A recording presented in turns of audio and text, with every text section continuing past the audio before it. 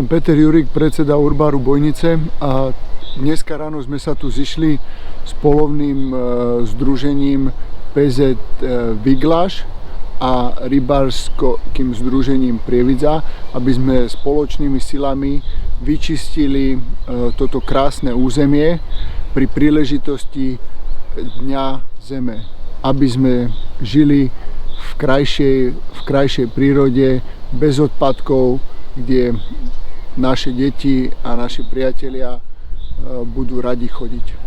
Sme tu preto, aby sa zveľaďovali tieto pozemky pre rybárov, pre ľudí, ktorí sa sem chodia, aby sa poprechádzali s obsami, mamičky s kočikmi, aby sa tu cítili lepšie a hlavne tí rybári, aby tu bolo čisto.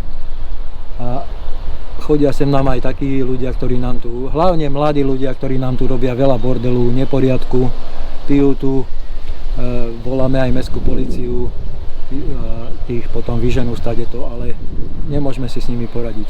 Takže brigádu teraz organizuje Urbár Bojnice a oslovili nás, aby sme spoločne s nimi vyčistili tieto pozemky.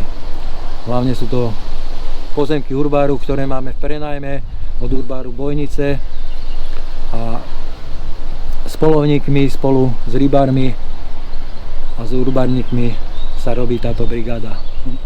Pre nás je veľmi dôležitá spolupráca aj s inými organizáciami, ako sú teda aj urbárníci, a našou hlavnou činnosťou MSOSRZ Prievidza je zveľaďovanie revírov a starostlivosť o naše revíry, čistenie brehov, čistenie odpadkov, tak aby aj naši rybári, ale aj okolo idúci sa tu cítili príjemne. My to máme v rámci nájomnej zmluvy medzi polovníckym združením a Urbárom Bojnice.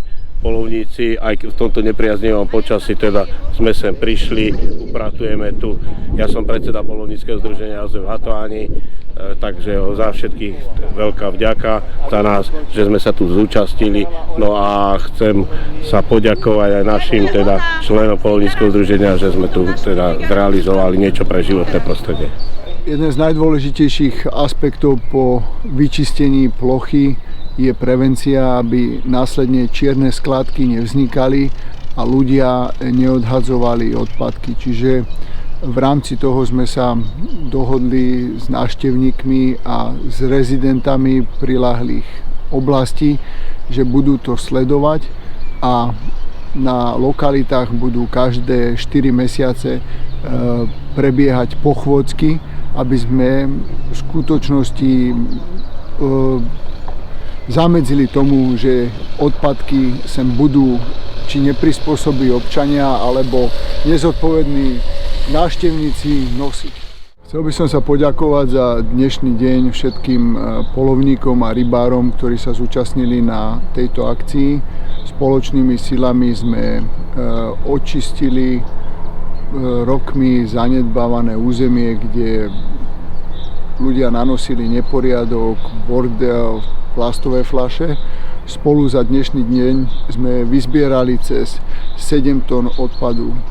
Všetci chceme, aby táto lokalita okolí Mŕtvého ramena bola pekná, prístupná pre ľudí a obyvateľov našeho regiónu.